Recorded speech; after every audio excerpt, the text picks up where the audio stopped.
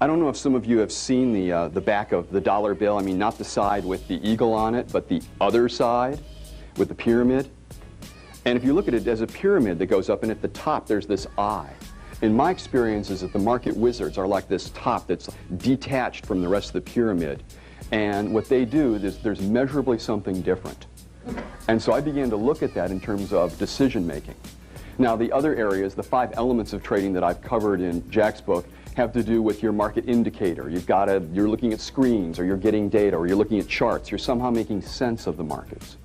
Another significant thing is the emotions, how you handle your emotions in the changing market situations. Another is, what do you believe? What limitations you might have in terms of how much money you're allowed or how much success. And another is the sense of what holds this together, the mindset of the trader. Today we're going to concentrate on another aspect, which is the trading strategy.